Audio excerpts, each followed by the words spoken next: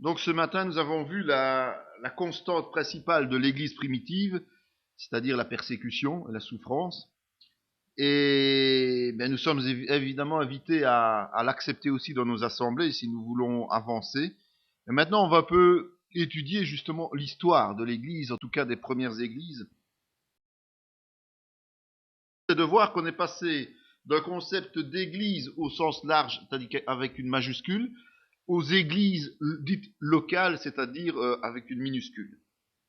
Ils étaient chaque jour tous ensemble assidus au temple. Ils rompaient le pain dans les maisons et prenaient leur nourriture avec joie et simplicité de cœur, louant Dieu et trouvant grâce auprès de tout le monde. Et le Seigneur ajoutait chaque jour à l'église ceux qui étaient sauvés. Acte 2, 46-47.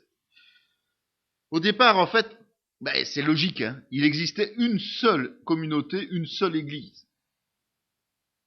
Elle était autant universelle que locale. C'est-à-dire qu'elle rassemblait autant tous les chrétiens, à ce moment-là, que de se tenir dans un même lieu. Et en fait, c'était l'église de Jérusalem. Ça, c'est la toute première église, et il a fallu commencer par le commencement.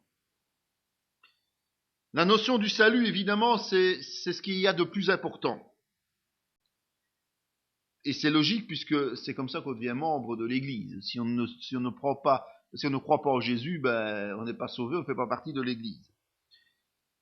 Donc, lorsque l'on a donné sa vie au Seigneur, la première chose que l'on va devoir faire, c'est de faire partie d'une assemblée,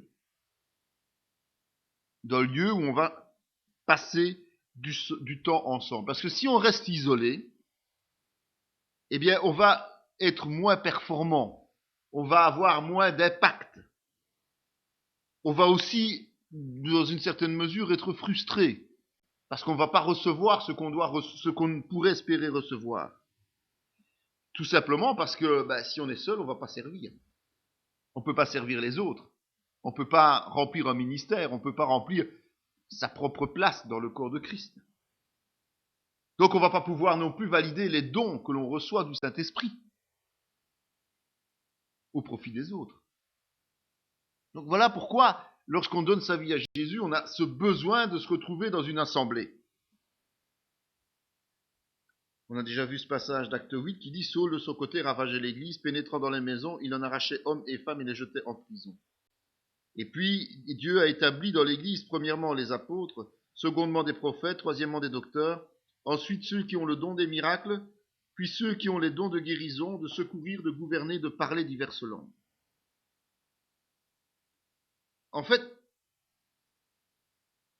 il faut bien comprendre que l'église pour Dieu, pour Jésus-Christ, c'est une église, c'est un ensemble. Il ne voit pas de cloisonnement, il ne voit pas de division. Toutes les églises locales doivent normalement avoir une interaction l'une avec l'autre. Ce n'est pas une option, mais c'est une obligation biblique. Qui est fondée sur quoi? Sur le principe que l'église de Christ, c'est un seul corps. Et c'est ce corps-là qui deviendra l'épouse de Christ. Donc dans le concept biblique du terme, il n'y a pas d'obédience, il n'y a pas de séparation, il y a des unités locales, mais qui forment une seule grande unité, qui est le corps de Christ. Et on le verra plus tard, on l'a déjà vu dans d'autres cours, mais ce qui est intéressant de noter, c'est que quand Dieu établit des ministères, il y en a très peu qui sont des ministères sédentaires. Donc on a vu que, à part le pasteur, à part le berger, les autres ministères sont censés aller d'église en église, ils sont appelés itinérants. Donc si Dieu fait lever des itinérants, en grande partie, c'est justement parce qu'il veut que cette unité existe entre les églises locales pour ne faire qu'une seule grande église corps de Christ. Évidemment, de nos jours, on a difficile de voir cette réalité-là. On a difficile de se rendre compte que la vision du Seigneur n'est pas celle que l'on a aujourd'hui. Parce que la chair des hommes, et on verra le comment du pourquoi, mais a vraiment créé des clivages, des séparations sur base de dénominations, donc des titres différents, au lieu de chercher à ce que les assemblées travaillent ensemble, en respect les unes des autres, parce que c'est vrai qu'en fonction de la région, en fonction des gens qui composent une église locale, eh bien, on a peut-être un abord différent, un abord un peu modifié. Mais l'unité devrait être créée sur quoi? Sur la saine doctrine. Et elle devrait être basée sur qui? Sur notre Sauveur. Si du moment où chacun part de ce principe-là, il n'y a pas besoin de se séparer, il n'y a pas besoin d'être différent. On peut travailler main dans la main. Et il n'a pas besoin d'être remplacé puisque Christ est bien vivant. Et donc ce n'est pas sur des hommes qu'on doit construire une église, c'est bien sur Jésus-Christ, encore aujourd'hui.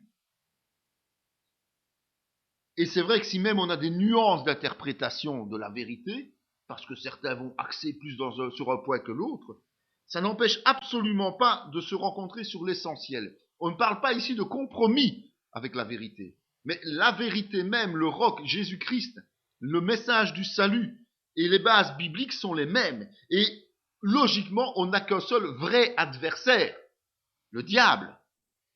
Pas nos églises sœurs, pas les autres corps de Christ. Et ça, malheureusement aujourd'hui, on a difficile d'accepter. Alors, dans le Nouveau Testament, il y a toute une série d'églises locales. Et il y a des histoires qui sont racontées qui montrent bien que toutes ces églises n'étaient pas les mêmes. Par contre, on voit bien aussi que les messages des uns qui étaient adressés aux unes allaient vers les autres et permettaient d'avoir un enseignement qui gardait une certaine consistance par rapport à la vérité biblique. Et on sait en répertorier toute une série. Je vous ai fait une liste là par rapport à toutes celles qui sont reprises dans les actes, et bon, on peut les citer. Il s'agit, la première, évidemment, celle qui est née de la Pentecôte, c'est Jérusalem. Ça, c'est la toute première. Donc, n'en déplaise à qui que ce soit, c'est bien Jérusalem qu'est née l'Église. Puis Samarie, et c'est logique, on s'écarte un petit peu. Et puis on voit c'est Lyde, Joppé, les églises de Judée, donc toutes celles qui étaient aux alentours de nouveau, Antioche, Perge, Icône, Lystre, Derbe, Antioche de Pisidie, parce qu'il y avait deux Antioches, Syrie, Cilicie, Phénicie, Bérée, Athènes, Galatie, Phrygie, Troas, Tyr, Ptolémaïs, Césarée, Sidon, Poutzol. Et ça, ce sont toutes des églises qui sont créées et relevées dans les 35 années des actes des apôtres. Et puis alors après, on en a d'autres qui sont aussi réalisées à ce moment-là, mais dont on parle dans les épîtres et tout, il y a Rome, il y avait la fameuse église de Rome, Chancrée, Corinthe, Éphèse, Philippe, Colosse, Hiérapolis, Thessalonique, Crète, et là il y en avait au moins deux. Crète c'est une île, donc c'est pas une ville, et c'est logique qu'il y ait au moins deux églises. Nicopolis, il y avait une église de maison chez Philémon, il y avait Babylone. Dans 3 Jean, on parle d'une église, mais on ne la cite pas.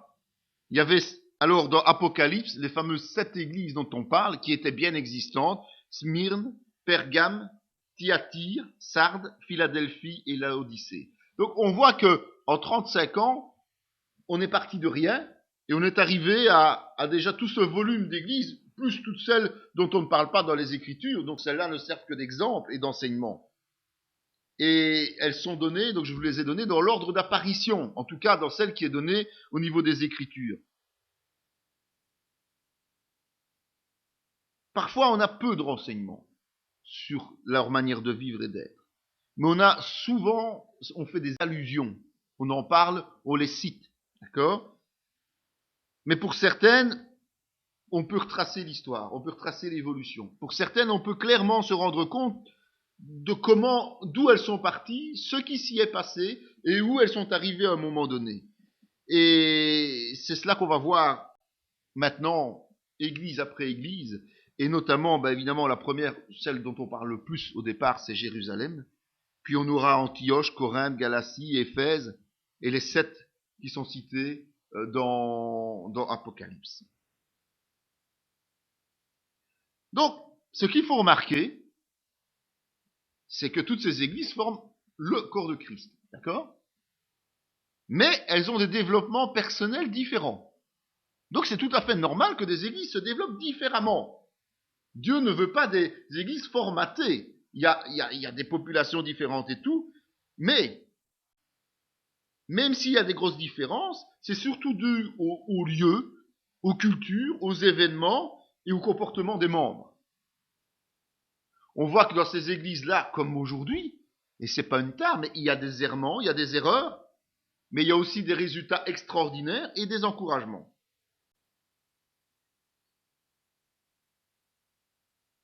Donc, attention de ne pas faire de raccourcis un peu trop rapides entre une église locale et l'église universelle.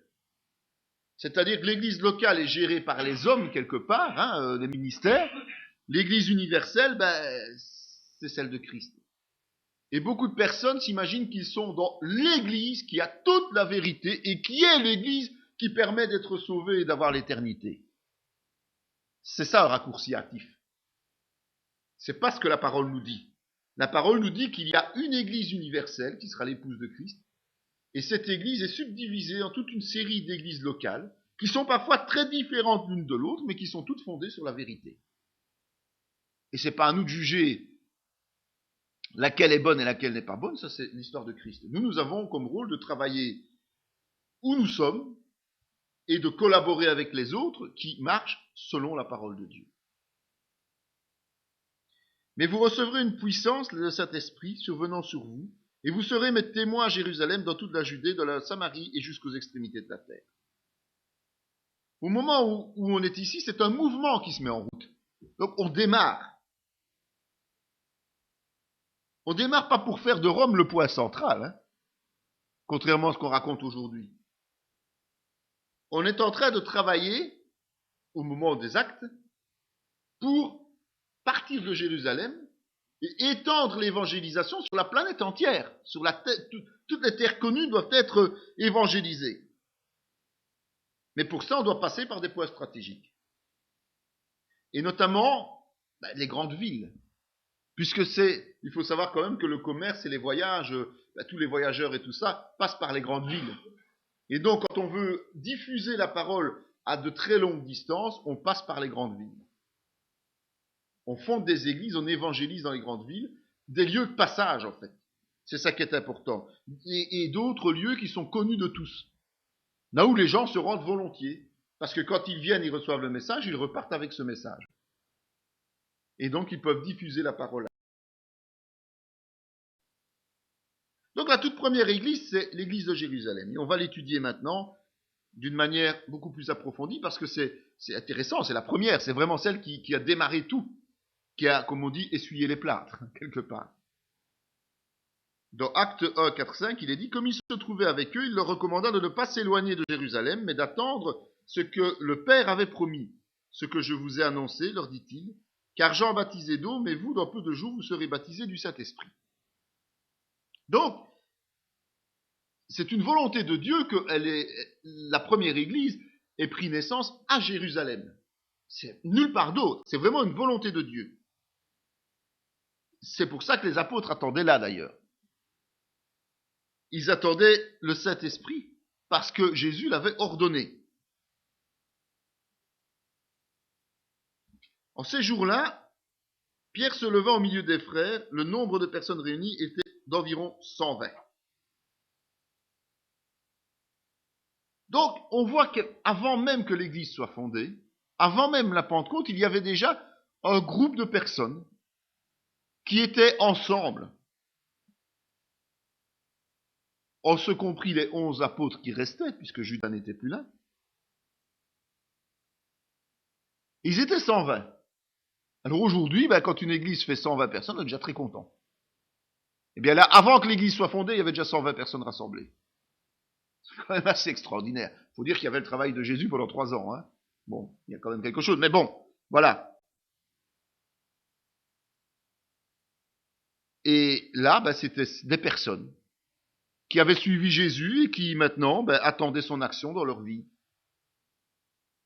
On ne peut pas dire que l'Église était née. L'Église était seulement en gestation. Elle n'existait pas encore.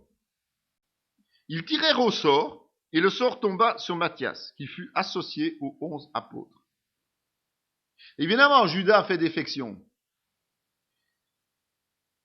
Et avant même que le travail d'évangélisation commence, il y avait une chose importante, c'était que il fallait le remplacer.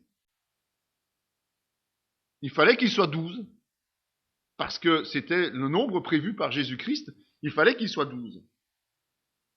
Et on voit que c'est Pierre qui prend l'initiative. Le pourquoi Jésus l'avait désigné quelque part pour prendre les rênes, parce que c'était celui qui était certainement le plus capable d'oser imposer les choses.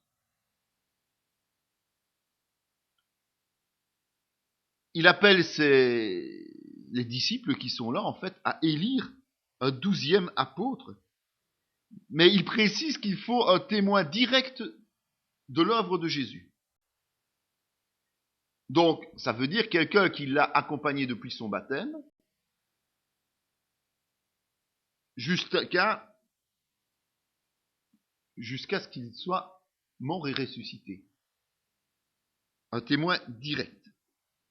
Parce que, effectivement, c'est important qu'il y ait un témoignage concret de l'œuvre de Jésus. C'est certainement aussi quelqu'un qui a déjà fait l'expérience de l'évangélisation. Rappelez-vous que Jésus en avait envoyé 70, 2 par 2, pour évangéliser. Donc on se rend compte qu'il n'y avait pas que 12 personnes qui suivaient Jésus, mais ça on le savait déjà. Il y en avait d'autres qui étaient là depuis le début, mais qui n'avaient pas été choisis pour être apôtres. Et malgré tout, ils sont restés fidèles, et parmi ceux qui sont restés fidèles, il y en a un qui a été élevé au rang d'apôtre avant même que l'Église existe. Et on arrive ce fameux jour, le jour de la Pentecôte, ils étaient tous ensemble dans le même lieu. Donc, c'est ce jour-là, on va dire la date anniversaire de la création de l'Église universelle ici sur Terre. Ça va être le point de départ et ça va être un envol explosif, ça va vraiment être un coup de tonnerre.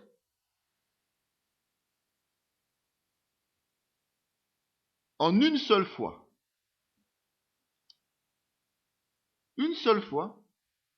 en un seul discours, Pierre et les apôtres vont amener à la conversion plus de 3000 personnes de confession juive. 3000 personnes. Ça nous laisse quand même imaginer le nombre de personnes qui ont entendu son discours. Parce qu'ils ne se sont pas tous convertis, on a bien vu. Donc il devait y avoir une foule immense qui l'a entendu prêcher et il a touché, lui et ses compagnons, 3000 personnes. Il persévérait dans l'enseignement des apôtres, dans la communion fraternelle, dans la fraction du pain et dans les prières. La crainte s'emparait de chacun et il faisait beaucoup de prodiges et de miracles par les apôtres. Tous ceux qui croyaient étaient dans le même lieu et ils avaient tout en commun. Ils vendaient leurs propriétés et leurs biens et ils en partageaient le produit entre tous, selon les besoins de chacun. Ils étaient chaque jour tous ensemble assidus au temple. Ils rompaient le pain dans les maisons et prenaient leur nourriture avec joie et simplicité de cœur, louant Dieu et trouvant grâce auprès de tout le peuple. Et le Seigneur ajoutait chaque jour à l'Église ceux qui étaient sauvés. Donc, rappelez-vous, il vient d'y avoir le baptême du Saint-Esprit. C'est important de se rendre compte de ça. Et donc, l'action du Saint-Esprit est omniprésente. Et cette action va pousser les chrétiens à vivre dans une parfaite communion et d'avoir un dynamisme inégalable aujourd'hui. C'est ce qui s'est passé par la suite, lorsqu'il y a un réveil. Il y a une communion particulière et une action du Saint-Esprit qui est bien au-delà de ce que l'on peut vivre au quotidien et de ce que l'on peut même s'imaginer quand on appelle aujourd'hui un réveil, soi-disant dans une église ou l'autre.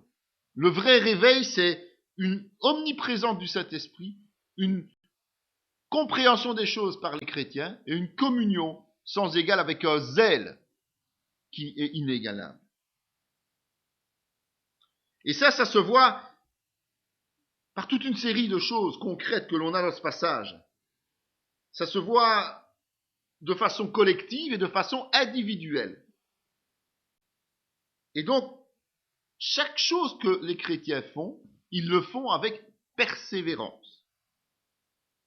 Donc, ce qui dit persévérance dit endurance, dit consacrer du temps et dit de travailler de manière répétitive. Ça sous-entend la souffrance, ça sous-entend le sacrifice. Il ne peut pas y avoir de persévérance si on ne se sacrifie pas, si on ne souffre pas. La persévérance n'existe qu'au travers de cela. Deuxième point, c'est que on a un besoin d'apprendre la vérité. Pas des choses agréables, pas des choses flatteuses, mais un besoin de la vraie vérité, comme dirait l'autre. C'est-à-dire ce qui permet de bien connaître Dieu et de connaître sa volonté. L'autre point, c'est la recherche de la fraternité, une fraternité saine et exempte de convoitise, de querelles ou de préférences. Chacun est sur le même pied d'égalité, et chacun est frère et sœur sans regarder à son intérêt, mais justement, la vraie fraternité, c'est de se donner aux autres. Il y a la participation à la Sainte Seine, il rompait le pain. Mais qui dit Sainte Seine, on l'a déjà étudié au travers de Paul, de Corinthiens, dit une vie d'obéissance et une conscience pure. Puisque tout qui ne prend pas la Sainte Seine de façon correcte prend un jugement contre lui. Donc ça veut dire que là, ces gens prenaient la Sainte Seine de manière correcte. Une vie de prière. Une crainte de Dieu, ça veut dire un respect de Dieu. Et le respect de Dieu ne peut se mesurer que si on a une vie de piété. Il y avait des phénomènes surnaturels constants, des signes, des prodiges, des miracles.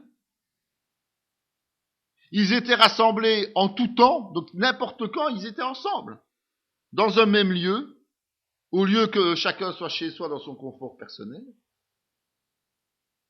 Ils avaient abandonné le matérialisme. Pour eux, ce qui était primordial, c'était l'intérêt de la communauté. Et donc, quand on dit de la communauté, c'est des autres, ceux qui la composent, plutôt que de leur propre intérêt. Donc, en mettant tout en commun, en fait, ils évitaient de s'inquiéter pour le lendemain, pour leur bien-être matériel. Parce que souvent, il faut quand même avouer que notre bien-être, on le base sur du superflu, sur de l'inutile. Eh bien, en mettant en commun, ils enlevaient ce qui les embêtait là. Cette épine qui les aurait empêchés de vivre de la communion. C'est vrai qu'aujourd'hui, si vous annoncez ça et que vous encouragez les gens à faire ça, vous allez presque être accusé de lèse-majesté, vous allez presque être accusé de tentative de détournement, ou que sais-je, de bien d'autrui, d'abus de confiance, tout ce que l'on veut, parce qu'on n'a plus du tout ce concept chrétien du partage. Et ça, c'est essentiel de comprendre ça. Ils étaient chaque jour présents au lieu de culte, pas seulement le dimanche. Pourtant, ils n'avaient pas de bâtiment à l'époque. Alors où est-ce qu'ils se rassemblaient? Ils se rassemblaient au temple. Pourtant, c'était le lieu d'adoration des Juifs, mais le lieu d'adoration des chrétiens aussi. Pourquoi pas? C'était logique. C'était la continuité même. En plus, c'était des chrétiens d'origine juive. Donc, c'était logique pour eux de continuer à louer le Seigneur. Il n'y avait pas d'idolâtrie, il n'y avait rien là-dedans. C'était le Dieu, c'était l'Éternel qu'on louait. C'était le même Dieu. Nous adorons le même Dieu que les Juifs. Mais eux n'ont pas compris le message du salut. Mais ils adorent toujours l'Éternel comme nous l'adorons. C'est peut-être la seule religion qui vraiment est commune et a la même racine, la même source. Ils louaient en permanence. La louange ne se limitait pas au dimanche, aux répétitions, mais la louange c'était tous les jours, en permanence. Et on peut dire qu'ils étaient la lumière et le sel du monde. Pourquoi? Parce que les gens étaient attirés par eux. Ils étaient interpellés. Simplement parce que ces chrétiens étaient un exemple de vie. Une vie sincère, une vie simple et une vie joyeuse. Le témoignage, c'est vrai, ne doit pas être seulement verbal, mais il doit être physique. Et c'est souvent celui-là qui interpelle. quand vous conduisez correctement par rapport à la parole de Dieu, c'est là que les gens vous observent. Aujourd'hui, on n'en est plus là, ou loin de là. Aujourd'hui, c'est du style, fais ce que je dis, c'est-à-dire du légalisme, pas ce que je fais, parce que moi je fais du compromis, je me laisse attirer par le matérialisme, je désobéis, et je suis paresseux spirituellement. Voilà aujourd'hui, dans les grandes lignes, ce qu'est l'Église. Donc c'était pas ça à l'époque. À l'époque, c'était une vie simple, une vie joyeuse et une vie sincère. Le résultat de ça, évidemment, c'est important, c'est que parce qu'ils se conduisent de cette manière-là, dans l'ensemble de l'assemblée, donc pas quelques-uns, mais la grande majorité de cette assemblée se conduit comme ça, eh bien chaque jour, le Seigneur leur confie de nouvelles âmes. Et il le fait parce qu'il sait qu'elles seront correctement prises en charge par l'ensemble de la communauté et pas par quelques personnes dans la communauté. Il est dit ensuite que Pierre et Jean montaient ensemble au temple à l'heure de la prière, c'était la 9e heure. Alors Pierre lui dit, « Je n'ai ni argent ni or, mais ce que j'ai, je te le donne. Au nom de Jésus de Nazareth, lève-toi et marche. » Et le prenant par la main droite, il le fit lever au même instant, ses pieds et ses chevilles devinrent fermes. Ici, on voit, c'est surtout pour ça que j'ai pris ce passage, l'habitude de se rendre au temple pour prier. Et on voit que c'est valorisé et accepté par Dieu, puisque c'est à l'entrée de ce temple qu'il y a cette fameuse guérison miraculeuse. Tandis que Pierre et Jean parlaient au peuple, survinrent les sacrificateurs, le commandant du temple et les Sadducéens, mécontents de ce qu'ils enseignaient le peuple et annonçaient en la personne de Jésus la résurrection des morts. Cependant, beaucoup de ceux qui avaient entendu la parole crurent, et le nombre des hommes s'élevait à environ 5000.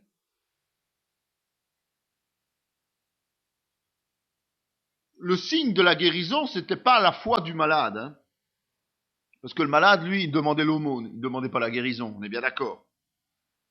Mais c'est en fait un signe miraculeux de la part de Dieu pour appuyer le témoignage que les apôtres étaient en train d'apporter. Et le résultat, ben on dit 5000 hommes. Donc ça veut dire combien de femmes et d'enfants qui ont suivi, sauvés. On voit là tout de suite qu'il y a aussi le même souci que Jésus, hein. C'est que dès le départ, ça ne plaît pas aux religieux, évidemment.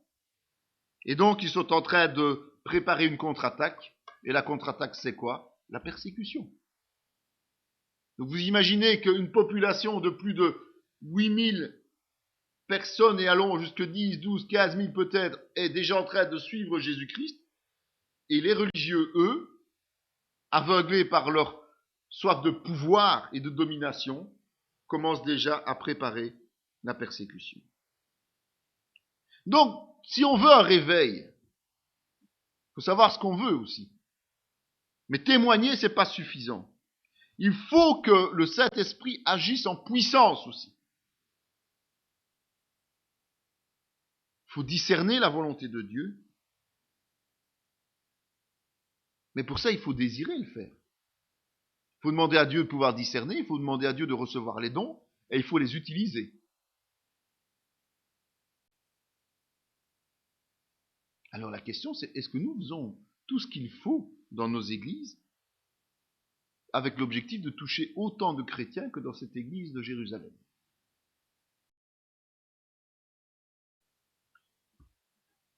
L'église est formée, c'est des gens qui viennent de se convertir, donc ce sont des nouvelles personnes et ils n'ont pas grand-chose comme connaissance. On va voir qu'à ce moment-là, il va y avoir un renouvellement spirituel.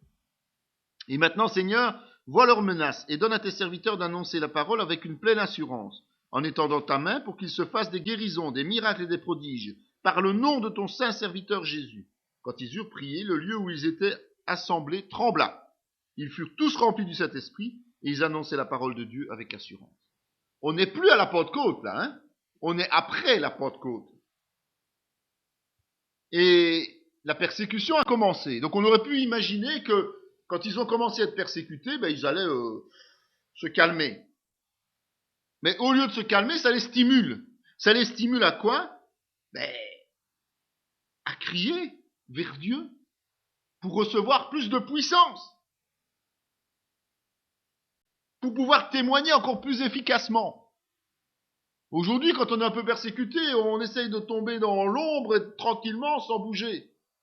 Mais c'est pas ça l'objectif. Quand justement on est persécuté, ça doit nous stimuler à ne pas nous cacher, mais à agir. À ne pas se laisser faire, mais à prier pour que cet esprit donne plus de puissance. Et inévitablement, le Saint-Esprit répond. Dieu répond et envoie le Saint-Esprit. C'est une sorte de nouvelle Pentecôte. On pourrait dire, on est baptisé d'esprit, on est baptisé d'esprit, mais effectivement, mais il y a un renouvellement de la puissance de cet esprit, il faut réclamer pour qu'il vienne. Le baptême du Saint-Esprit, c'est un acte unique, il n'arrive qu'une fois. Mais l'expérience de la puissance du Saint-Esprit, ça, c'est quelque chose de répétitif. Il faut le connaître le plus souvent possible. Et pour ça, il faut que la relation, que cet esprit soit bien en nous, qu'il puisse bien avoir accès librement en nous. Et en être conscient. On dirait que une fois qu'on a reçu le baptême du Saint-Esprit, qu'on parle en langue dans certaines obédiences ou ailleurs, c'est fini, on y est, c'est fait, on a gagné. Non, c'est quelque chose qu'il faut renouveler continuellement. Il faut que la vie soit tout le temps en train de jaillir. La multitude de ceux qui avaient cru n'était qu'un cœur et qu'une âme. Nul ne disait que ces biens lui appartiennent en propre, mais tout était commun entre eux. Donc on a vu qu'ils mettaient les choses en commun, mais c'est pas ponctuel le nouveau. C'est pas un tel apporter un truc puis c'était fini, non. C'était en fait quelque chose qui perdurait au sein du groupe. Mais pour cela, il faut qu'il y ait une unité, il faut qu'il soit soudé, il faut que ce soit le Saint-Esprit qui agisse librement, comme il le veut. Sinon, il y aura des abus, il y aura des tricheries, il y aura des vols. Mais pour ne pas que ça arrive, il faut que le Saint-Esprit soit bien vivant.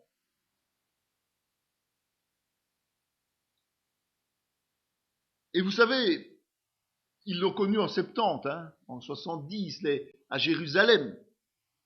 Comme on peut le connaître maintenant, on voyait un reportage avec l'Islande, avec ce nuage et avec ces gens qui avaient un terrain depuis 130 ans, qui ne se seraient jamais imaginé que leur terrain, maintenant, il va être inondé, ça va être un grand lac, et en plus, ce qui reste comme terre est complètement recouvert par les poussières de lave, et ils n'en auront plus jamais rien. Mais ils n'auraient jamais pu s'imaginer. Du jour au lendemain, ils sont ruinés. Eh bien, ils ont connu la même chose, différent, c'est vrai, mais le même type de situation. Les Juifs, Jérusalem, l'Église. Les gens, s'ils avaient tout gardé pour eux, au moment où le temple a été détruit, au moment où ils ont été dispersés par la volonté des envahisseurs romains, leurs avoirs matériels n'avaient plus de raison d'être. Ils ont tout perdu du jour au lendemain. Alors qu'ils ont tout mis en commun avant, ils l'ont utilisé au bien de l'Église et pour faire grandir cette Église. Donc, soyons attentifs, évidemment. Le chrétien aujourd'hui a le même problème que le monde, faut l'avouer. Alors que l'église de Jérusalem avait compris ce problème.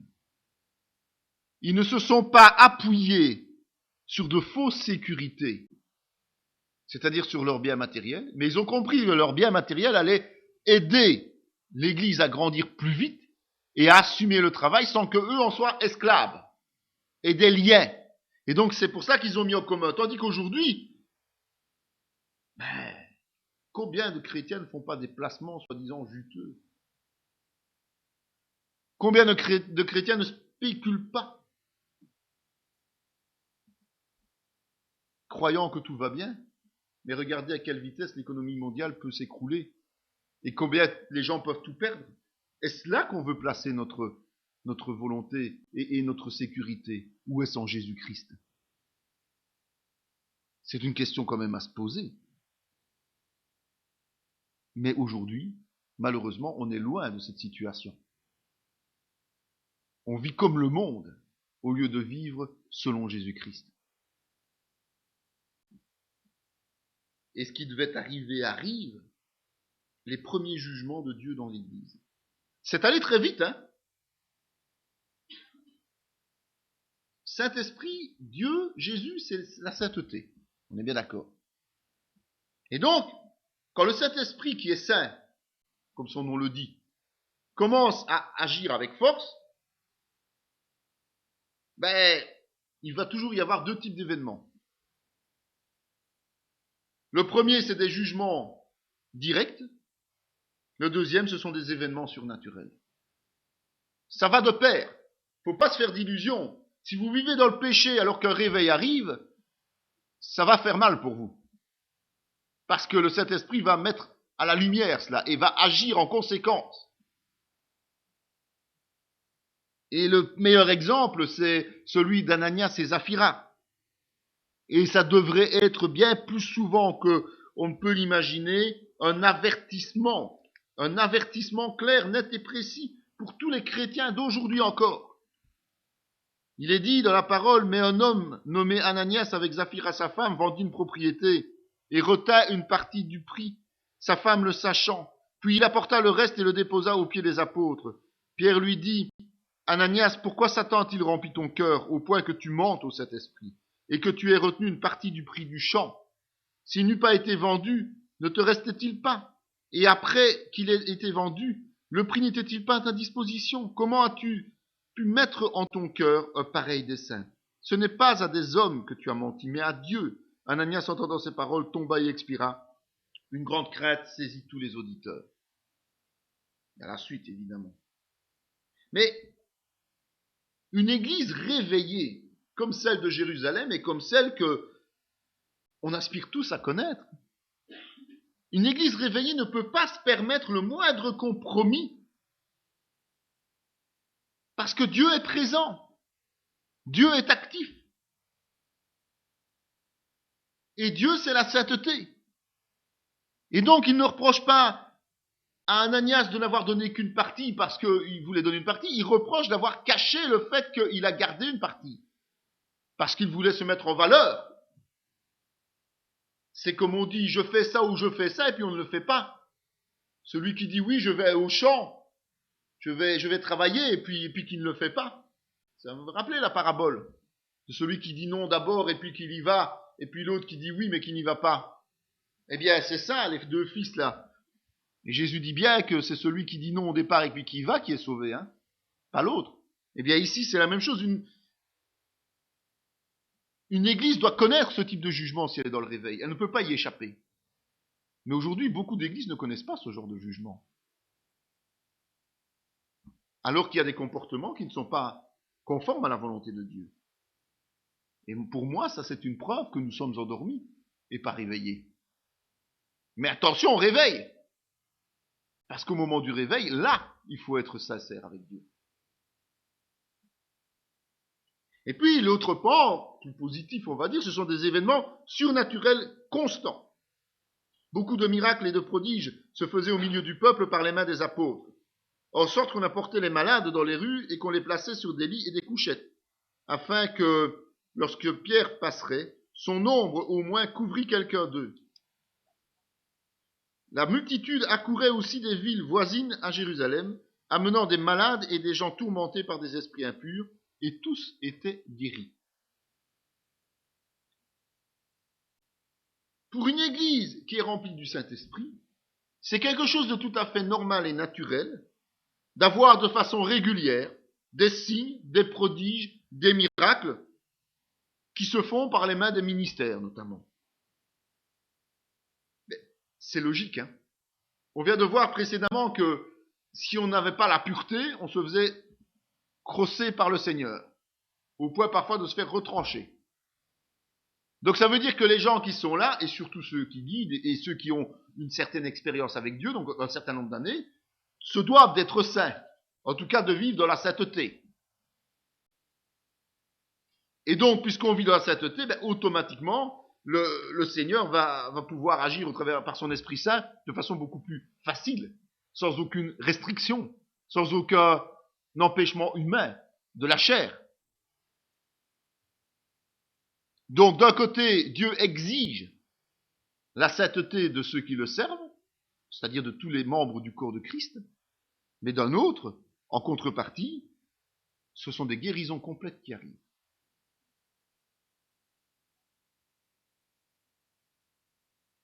Cette situation a provoqué, en fait, un respect profond des païens pour l'Église. Ils se tenaient tous ensemble au portique de Salomon, et aucun des autres n'osait se joindre à eux, mais le peuple les louait hautement. Il ne faut pas se leurrer. Le respect ne naît pas du fait que eux ils sont chrétiens, non. Le respect du monde naît tout simplement de la peur qu'ils ont des prodiges et des miracles que l'Église produit. Donc la puissance de l'Église fait peur, en fait.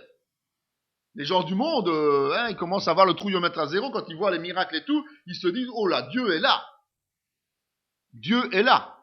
Même s'ils comprennent rien, ils ont peur. Et donc, ils se soumettent quelque part à cette situation.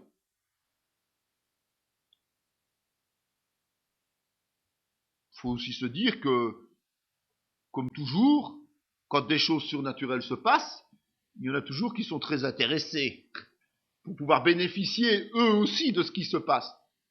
Et donc, ils respectent les chrétiens parce qu'ils en espèrent un retour. D'où le discernement absolument nécessaire. Mais évidemment, cet intérêt qui est porté par ces gens du peuple, même si au départ, c'est un intérêt égoïste ou basé sur la peur ou la crainte, eh bien, c'est suffisant pour préparer les cœurs à être touchés par la parole. Et c'est suffisant pour que le Saint-Esprit convainque ces gens-là de pécher pour la repentance et la conversion. Donc, rien qu'attirer leur attention sur l'Église et qu'ils attrapent un respect de l'Église, eh bien, vous pouvez déjà vous dire que le terrain est préparé pour la conversion. D'où l'importance d'être lumière et sel du monde. Évidemment, c'est la plus grande foule. Elle est sous le charme de l'Église parce qu'il y a un réveil et que ça l'interpelle. Mais il y a aussi d'autres qui ne sont pas de cet avis. On a vu déjà tout à l'heure, l'introduction à notre message était très claire, persécution, souffrance. Eh bien, on voit que l'autre pendant, c'est ceci. Cependant, le souverain sacrificateur et tous ceux qui étaient avec lui, savoir le parti des Sadducéens, se levèrent remplis de jalousie, mirent les mains sur les apôtres et les jetèrent dans la prison publique.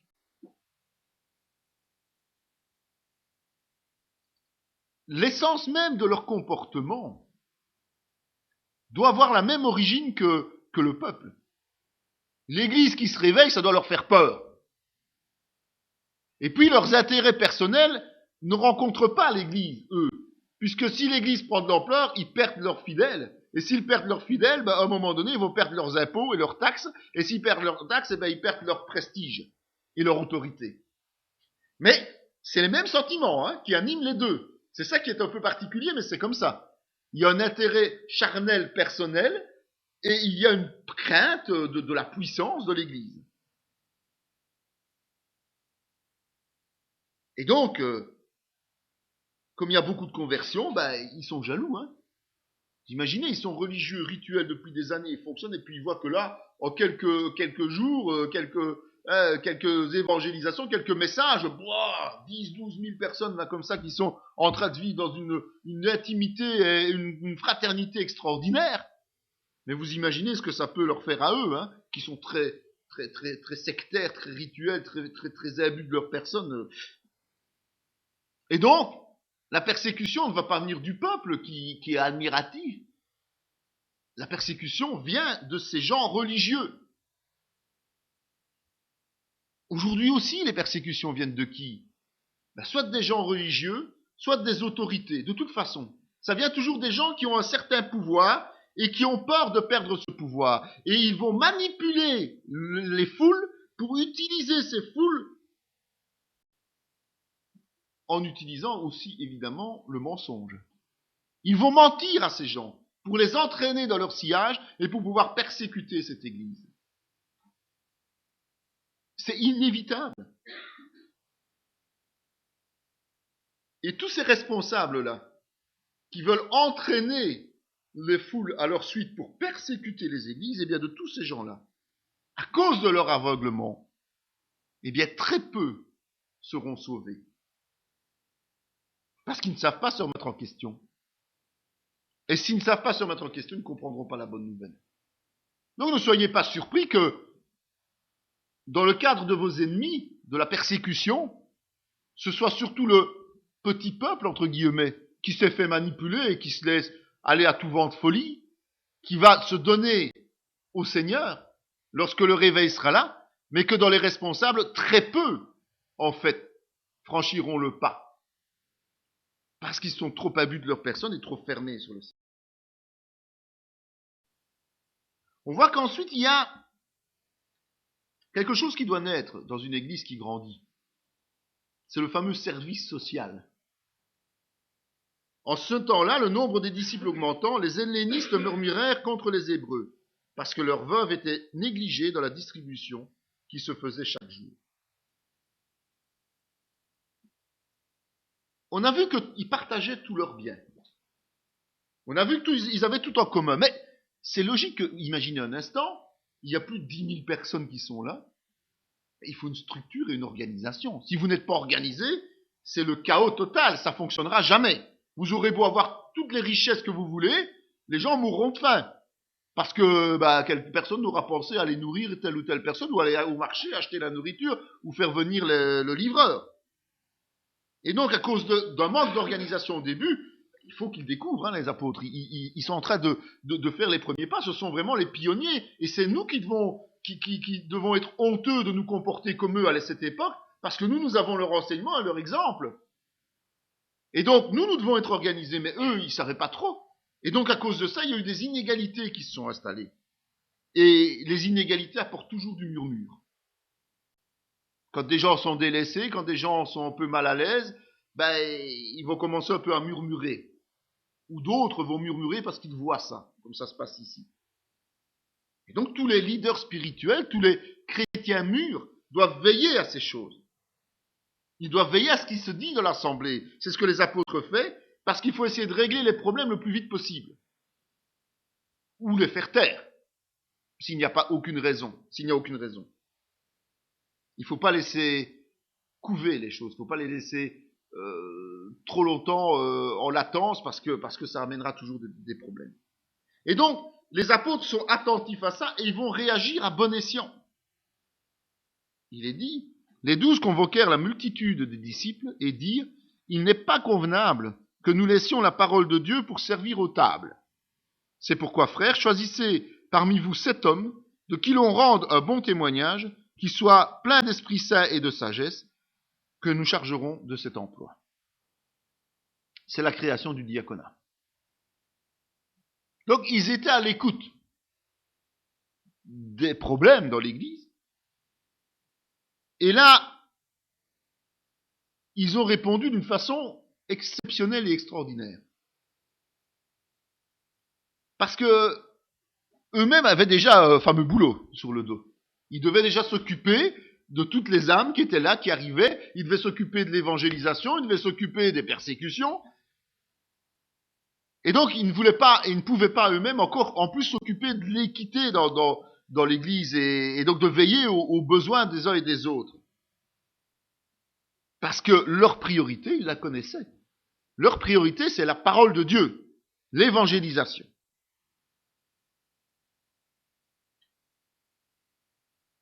Et c'est vrai que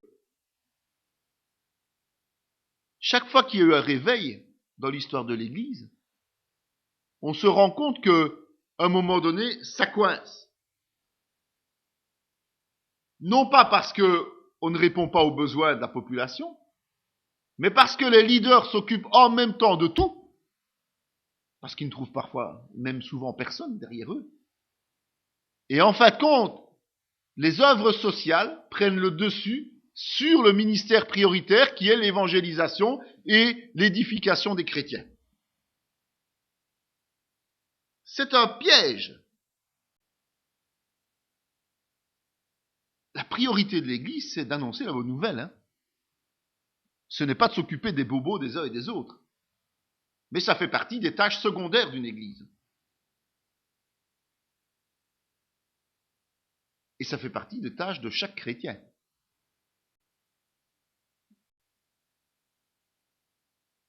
Souvent, aujourd'hui, les responsables cherchent des fonds et des fonds et des fonds et des fonds pour faire des projets pharaoniques qui ne tiennent pas la route. On construit des cathédrales aujourd'hui, de verre même, alors qu'on se dit évangélique. Jésus n'avait pas une pierre pour mettre sa tête. Alors oui, il faut des bâtiments fonctionnels, parce que les conditions climatiques ne nous permettent pas de nous rassembler dans le désert, nous. Peut-être. Mais pourquoi faut-il des fioritures et des choses qui coûtent des fortunes? Et ce qui se passe, c'est que souvent, ces projets pharaoniques profitent à qui? Au monde. Parce qu'il n'y a pas de chrétiens capables de construire des cathédrales, c'est les gens du monde qui construisent des cathédrales. Mais ils reçoivent de l'argent, mais ils ne reçoivent pas la parole de Dieu. Les chrétiens ne sont pas appelés à cela. Les chrétiens sont appelés prioritairement à annoncer la bonne nouvelle. Et donc, si c'est vrai qu'il faut qu'il y ait des œuvres d'une foi vivante, sinon la foi est morte, on est bien d'accord. Donc il y a des œuvres sociales qui doivent sortir de notre foi. Si c'est pour que les âmes finissent en enfer, ça ne vaut pas la peine. Il faut que ces œuvres sociales soient bien la continuité de l'annonce de la bonne nouvelle et soient surtout un miroir pour que les gens voient l'amour de Christ au travers des hommes. Si vous donnez à manger à quelqu'un tous les jours parce qu'il a faim, mais que jamais vous ne lui annoncez la bonne nouvelle, à quoi est-ce que ça va lui servir en fin de compte? Rien. Et donc, dans ce cas-ci, les apôtres ont le parfait discernement. Mais je vous rappelle, on vit dans une église remplie du Saint-Esprit avec des gens qui, de toute façon, ne peuvent pas se permettre de marcher à côté parce que on a vu le cas d'Ananias et Saphira. Et donc leur objectif, c'est prioritaire, c'est le salut des âmes perdues. Ça ne veut pas dire que ceux qui vont être désignés pour ce travail sont des gens moindres qu'eux. Non, pas du tout. Parce que ça fait partie intégrante du service. Il faut des gens pour s'occuper de l'équité et des besoins des uns et des autres. C'est pour ça que les diacres qui sont choisis doivent répondre aux mêmes critères que tous les autres ministères. Pourquoi? Parce que c'est une lourde tâche de s'occuper des besoins des autres. S'ils ne font pas dans l'esprit, s'ils ne font pas selon ce que le Seigneur a voulu, comment vont-ils faire pour discerner les vrais besoins? On en parlait tout à l'heure. Parce que des gens qui vont solliciter, vous en aurez des centaines. Mais ceux qui ont vraiment un besoin réel, comme ces veuves qui étaient délaissées, il y en a beaucoup moins. Et comment discerner? Comment ne pas faire du favoritisme? Ah bah oui, celui-là il dit que je suis très gentil et bon, allez, prends un kilo de sucre en plus. Par rapport aux autres, ne dis rien à personne, hein, je te fais plaisir. Dans le monde, on fait ça, vous savez. Malheureusement, dans les églises aussi. Mais ça ne fait pas partie d'un diaconat correct. Comment ne pas profiter des biens matériels qui sont là? Rappelez-vous Judas qui puisait dans la bourse. On donne, les diacres sont là pour s'occuper des dons et pour les redistribuer. Et puis, oh non, ça a de la valeur, on ne va pas le donner à quelqu'un, on n'en fera quand même rien à lui. Hein. Je peux le reprendre chez moi, m'en occuper. Mais si on n'est pas rempli de l'esprit, c'est ce qui va arriver. On a beau rire, mais c'est ce qui va arriver. Donc, le diacre doit être aussi rempli de l'esprit et doit être un chrétien exemplaire. Point, c'est tout. Il n'y a pas d'autre possibilité. Ça veut dire que ce sont des gens qui répondent aux mêmes critères que les autres ministères et qui, un jour peut-être, auront un autre ministère. Pour certains, en tout cas, ça s'est fait comme tel.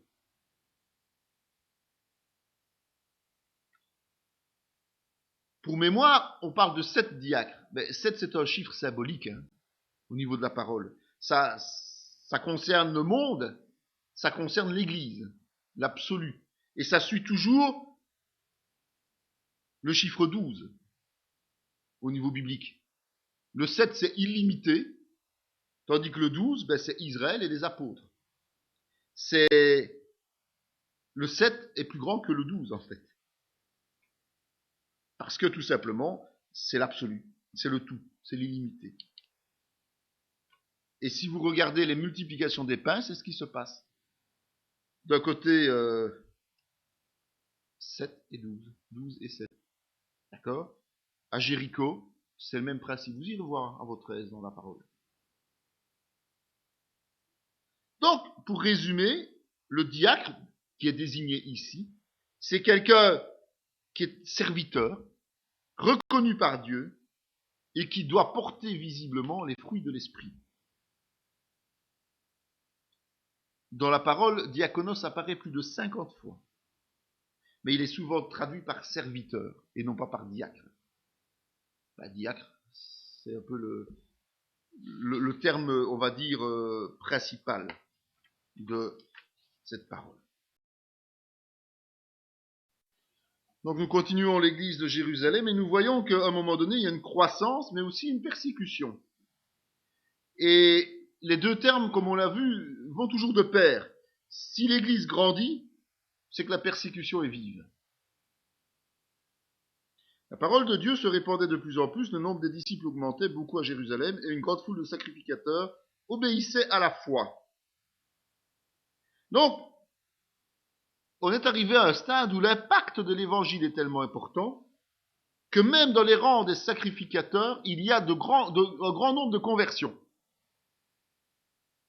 Et donc, automatiquement, ça s'effrite chez eux. Ils sont de moins en moins nombreux, quelque part. Il y a des défections, puisque une fois qu'ils deviennent chrétiens, ils abandonnent leur fonction de sacrificateur, puisqu'il n'y a plus besoin de sacrifier. Jésus étant sacrifié une fois pour toutes. Et il lapidait Étienne, qui priait et disait, Seigneur, Jésus, reçois mon esprit. Pour tenter de stopper l'hémorragie dans leur propre rang, donc quand ils ont commencé à être touchés dans leur propre rang, eh bien, ils ont fait monter la pression d'un cran. Jusque-là, ils avaient menacé, ils avaient frappé, ils avaient exilé. Maintenant, ils tuent. Et Étienne est le premier martyr de l'Église. Mais Étienne, rempli du Saint-Esprit et fixant les regards vers le ciel, vit la gloire de Dieu et Jésus debout à la droite de Dieu. Et il dit, voici, je vois les cieux ouverts et le Fils de l'homme debout à la droite de Dieu. Remarquons quand même que dans la souffrance et au moment de sa mise à mort, Étienne n'est pas seul. Pendant que les hommes le font mourir, lui, il voit la gloire de Dieu. Il voit Jésus-Christ qui l'attend et qui va l'accueillir. C'est toute la nuance, évidemment, entre un homme qui serait condamné à mort et qui meurt en tant qu'homme, et Étienne qui était serviteur et qui a donné sa vie pour Christ, et qui, lui, avant même de mourir, voyait déjà Dieu et Jésus-Christ l'attendre, debout. Puis s'étant mis à genoux, il s'écria d'une voix forte, Seigneur, ne leur répute pas ce péché, et après ces paroles, il s'endormit. Évidemment, c'est parce qu'il voit la gloire de Dieu, c'est parce qu'il voit Jésus-Christ qu'il est capable d'avoir un comportement vis-à-vis de ses bourreaux qui est un comportement de compassion, et qui est le même que Jésus à la croix. Il pardonne ceux qui le font mourir, il prie pour eux, il intercède pour eux.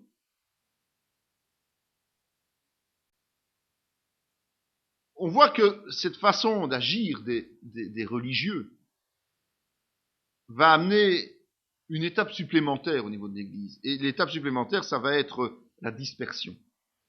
Saul avait approuvé le meurtre d'Étienne. Il y eut ce jour-là une grande persécution contre l'Église de Jérusalem, et tous, excepté les apôtres, se dispersèrent dans les contrées de la Judée et de la Samarie. C'est la première fois qu'on parle de Saul, de Paul. Et c'est pas tout à fait à son avantage entre nous,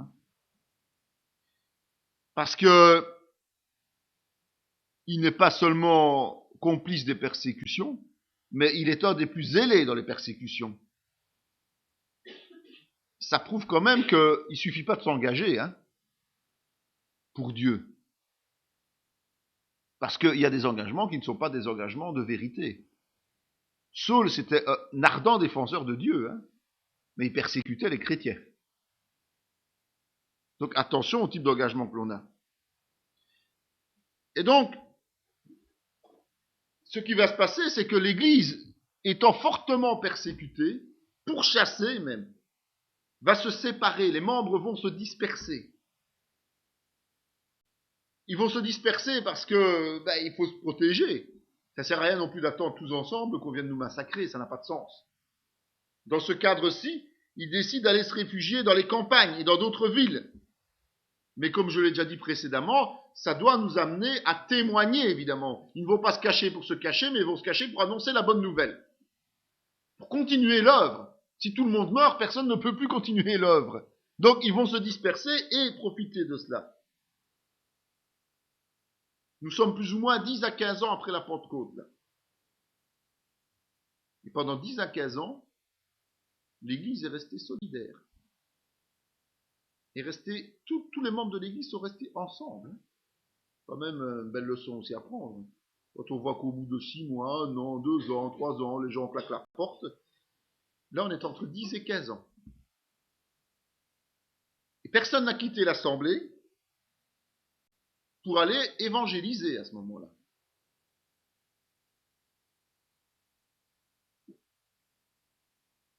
Donc, les persécutions, c'est pas un hasard.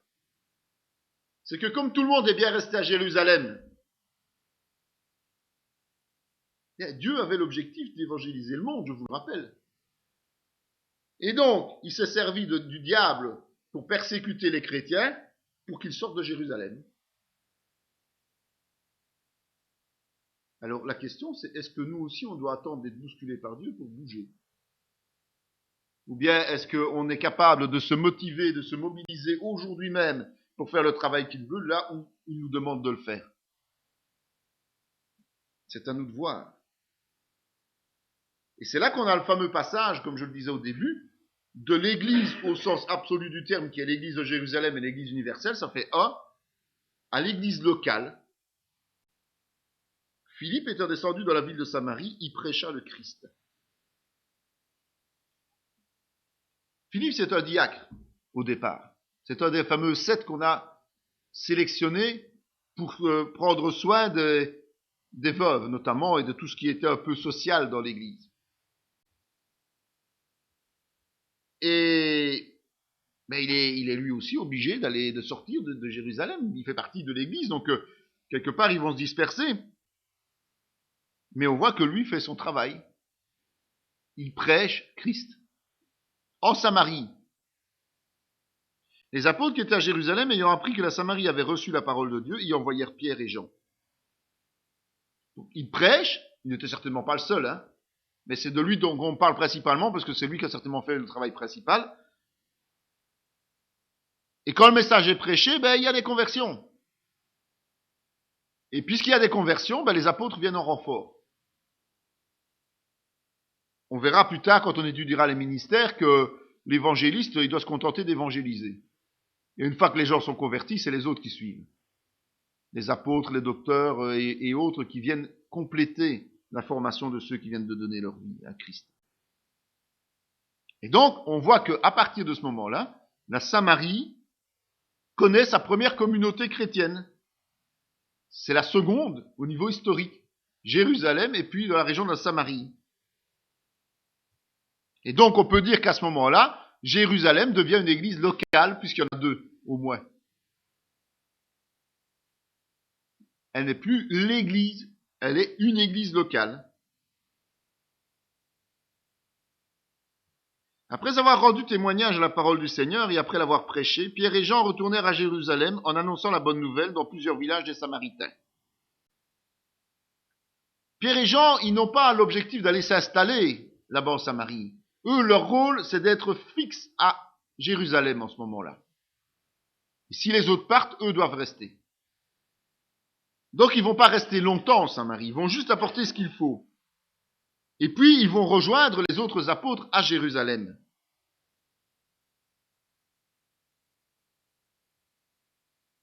Là, ça dénote quand même un manque de vision de leur part.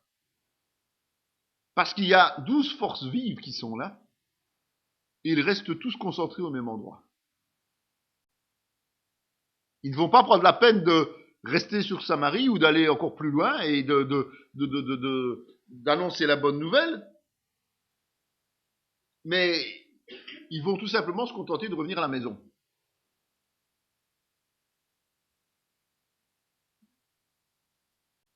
Entre-temps, Philippe, lui, qui venait pourtant d'amener les gens à la conversion, donc à mon avis, il devait avoir du boulot, hein, eh bien, c'est le Saint-Esprit qui le prend et qui l'envoie vers un Éthiopien. C'est pas Pierre, c'est pas Jean, pourtant ils sont là. Mais ils sont pas assez ouverts. Et c'est Philippe lui-même qui comprend que faut pas être juif pour être chrétien. C'est le premier qui se rend compte qu'il y a quelque chose de spécial. La Samarie, rappelez-vous, c'était des judaïsants, hein, donc ils faisaient partie d'Israël en quelque sorte, mais bon, donc ils étaient des juifs de seconde zone, mais des juifs quand même. Mais Philippe lui comprend que les païens doivent aussi recevoir la bonne nouvelle du salut et le salut. Et c'est vrai que ce ne sera qu'au chapitre 10 réellement que, comme je vous l'ai dit tout à l'heure, l'Église va s'ouvrir aux païens. C'est certainement dû au fait de la résistance des Juifs à la repentance et à la conversion, que Dieu choisit à ce moment-là d'élargir aux païens. Vous savez, leur dit-il, qu'il est défendu à un Juif de se lier avec un étranger et d'entrer chez lui. Mais Dieu m'a appris à ne regarder aucun homme comme souillé et impur. C'est pourquoi je n'ai pas eu d'objection à venir, puisque vous m'avez appelé. Je vous demande donc pour quel motif vous m'avez envoyé chercher. Acte 10. Acte 11, c'est les apôtres et les frères qui étaient dans la Judée apprirent que les païens avaient aussi reçu la parole de Dieu.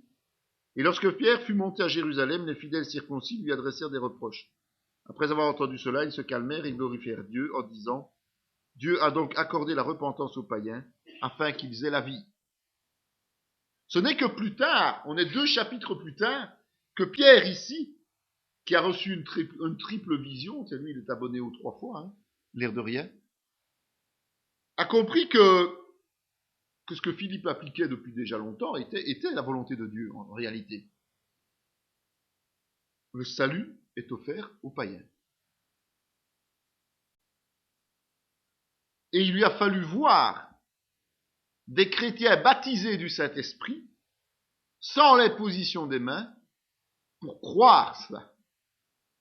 Parce qu'on ne peut pas être baptisé du Saint-Esprit si on n'est pas né de nouveau.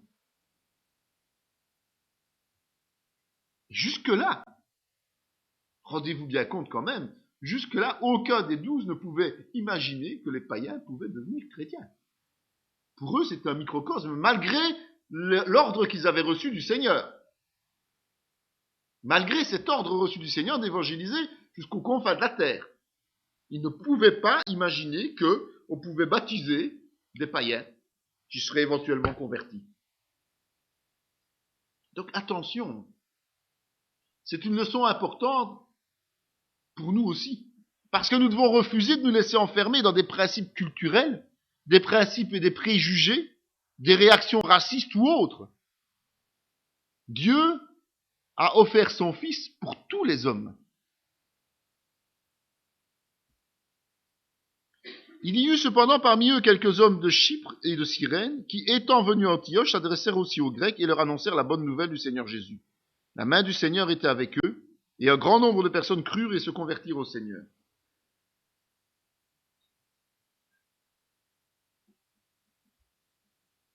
On se rend compte une fois encore que ceux de Jérusalem n'y sont pas pour grand-chose là. Leur motivation pour aller vers les païens, elle est vraiment minable. Ces 12-là. Alors qu'ils ont reçu tout pouvoir des mains de Jésus-Christ,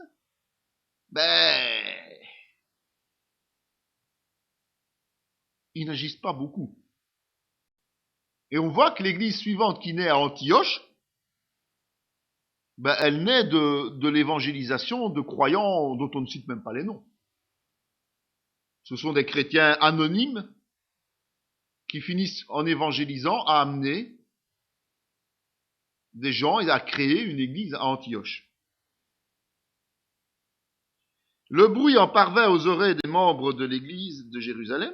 Ils envoyèrent Barnabas jusqu'à Antioche. Donc, on vient leur annoncer qu'il y a une nouvelle avancée. On vient de leur annoncer qu'il y a quelque chose de particulier qui se passe à Antioche. Qu'est-ce qu'ils font? Ils envoient leurs subalternes. Ils n'y vont même pas eux-mêmes. Même pas une délégation des apôtres qui sont 12 là à Jérusalem, en train d'attendre on ne sait pas vraiment quoi, alors qu'ils ont connu des trucs extraordinaires avant. Eh bien, on se rend compte que non. Ils auraient dû fonder des églises eux-mêmes. Ils auraient dû les visiter. Ils auraient dû les accompagner pour leur stabilisation. Mais rien.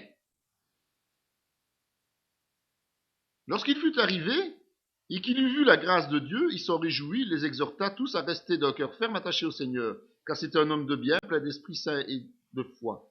Et une foule assez nombreuse se joignit au Seigneur. Barnabas se rendit ensuite à Tars pour chercher Saul.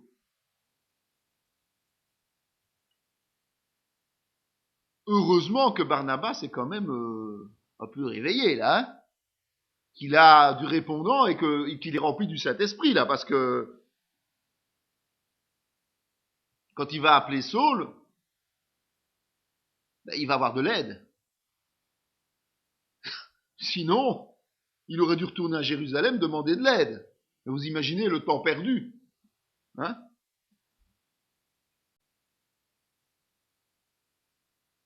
C'est quand même incroyable que à l'époque avec le recensement connu, il y en a 12 qui s'occupent d'une population d'1 million de juifs, grosso modo. Et puis il y en a 2 malheureux, Paul et Barnabas, qui se voient se farcir le travail pour 900 millions d'âmes. Quand on le voit comme ça, on se rend quand même compte qu'il y a une distorsion dans l'histoire. Et pourtant, elle est bien réelle. On dirait qu'ils se sont endormis, satisfaits de ce qu'ils avaient fait jusqu'à présent. En ce temps-là, des prophètes descendirent de Jérusalem à Antioche. L'un d'eux, nommé Agabus, se leva et annonça par l'Esprit qu'il y aurait une grande famine sur toute la terre. Elle arriva en effet sous Claude. Les disciples résolurent d'envoyer chacun, selon ses moyens, un secours aux frères qui habitaient la Judée. Ils le firent parvenir aux anciens par les mains de Barnabas et de Saul. En fait, on se rend compte que cette situation va avoir un impact important et dont on n'aurait même pas pu s'imaginer. C'est que l'église d'Antioche va prendre le pas sur celle de Jérusalem. Elle va devenir plus importante que celle de Jérusalem. Celle qui pourtant est à l'origine de tout. C'est incroyable, mais c'est une réalité. Et Dieu le démontre en leur envoyant des prophètes. Des prophètes qui viennent de Jérusalem et ceux d'Antioche les écoutent. Et ils réagissent fraternellement. Pourtant, ils auraient pu avoir la dent dure, hein, en se disant débrouillez-vous les gars, c'est bien, vous grandissez, mais bon, nous on ne vous envoie pas nos meilleurs ministères, ils restent bien tranquilles à Jérusalem, on va vous envoyer un sous-fifre. Mais non. Mais ce qui va se passer, évidemment, c'est que l'autorité spirituelle de Barnabas et de Saul va prendre une ampleur, parce qu'ils vont être chargés d'aller aider l'autre église. C'est eux qui vont avoir ce rôle de venir au secours des 12 et de toute l'église de Judée, plutôt que l'inverse. Une église qui est en bonne santé, ben, elle reçoit les prophètes que Dieu lui envoie, évidemment. Elle les écoute attentivement, elle doit avoir le discernement, on est bien d'accord, mais après, elle agit en conséquence. Évidemment, aujourd'hui, il y a beaucoup de gens qui se disent prophètes, hein. Donc, d'autant plus, il nous faut beaucoup plus de discernement. Mais les vrais prophètes sont très rares, bibliquement, ils sont très rares, et aujourd'hui, malheureusement, ils sont peu écoutés. Et la plupart du temps, ils ne sont pas suivis. Donc attention, soyons prudents.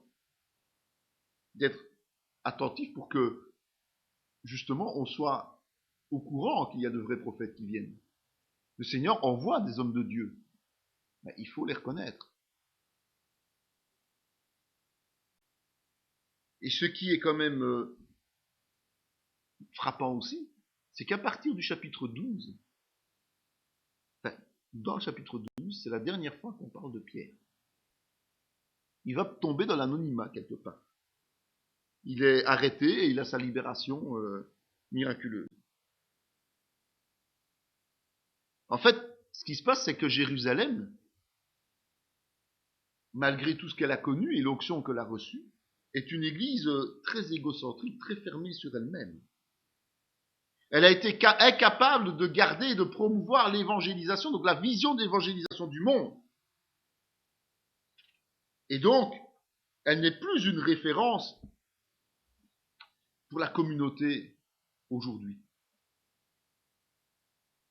Elle est en train de perdre sa puissance. Elle risque même la mort spirituelle et le jugement de Dieu, sauf si elle se repent de cela. Et il est relaté une situation qui s'appelle le concile de Jérusalem, le tout premier concile de l'histoire.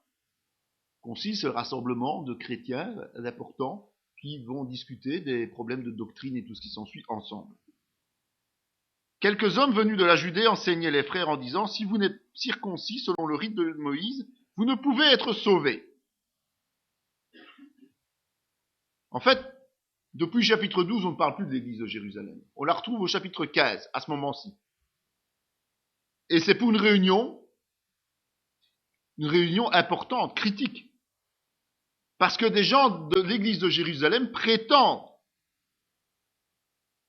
que les chrétiens doivent être juifs, en fait, ou judaïsants. Même s'ils sont du monde, ils doivent devenir juifs quelque part, puisqu'il faut être circoncis et respecter un certain nombre de rites, je suppose. C'est-à-dire que, pour eux, les chrétiens doivent de nouveau être sous la loi de Moïse. Donc c'est le salut par les œuvres. Donc dès le début des églises, on a commencé à essayer de faire entrer le principe du salut par les œuvres. Mais Paul et Barnabas ont rejeté cette hérésie, parce que c'est une hérésie. Et ils ont décidé d'intervenir auprès des apôtres en se rendant eux-mêmes à Jérusalem. C'est pour ça qu'on appelle ça le premier concile, puisque sont connus comme vraiment des apôtres avec des responsabilités importantes, les 12 plus eux deux, à cette époque-là. C'est pourquoi je suis d'avis qu'on ne crée pas de difficultés à ceux des païens qui se convertissent à Dieu, mais qu'on leur écrive de s'abstenir des souillures des idoles, de l'impudicité, des animaux étouffés par le sang. Étouffés et du sang, pardon. Et c'est Jacques, le frère de Jésus. Rappelez-vous que Jacques l'apôtre, lui, était déjà décédé, donc Jacques, le frère de Jésus, qui a manifestement pris autorité aussi, qui est devenu aussi apôtre à un moment donné, en tout cas responsable, eh bien, par sa sagesse et son discernement, va éviter le premier schisme dans l'Église. Donc, il n'y a que 4-5 grandes églises qui existent, certainement, et on est déjà au seuil d'un premier schisme. Mais heureusement, il y a quelqu'un d'un peu intelligent. Et il trouve une parade quelque part pour éviter justement ce clash. Mais à partir de là, Paul et Barnabas, qui étaient déjà très, très isolés, sont encore plus esselés et ils vont être obligés de former eux-mêmes leurs alliés, leurs serviteurs, leurs aides, leurs disciples, parce qu'ils ne peuvent pas aller les chercher à Jérusalem.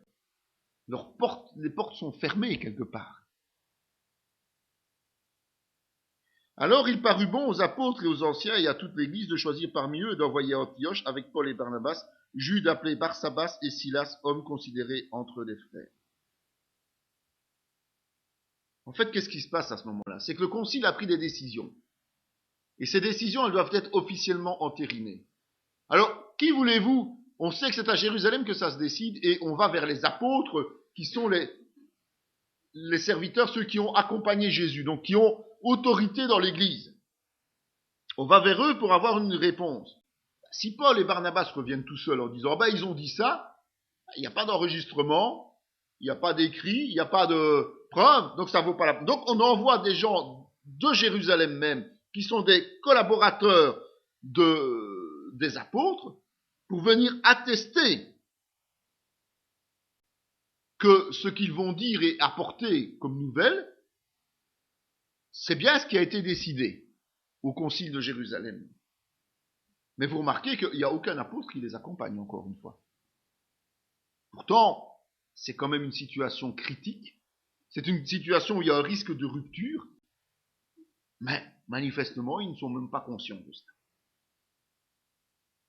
On va encore voir une seule fois, une référence à Jérusalem, à l'église de Jérusalem. C'est en Acte 21 où il est dit « Lorsque nous arrivâmes à Jérusalem, les frères nous reçurent avec joie. » C'est à la fin du 3e voyage missionnaire de Paul.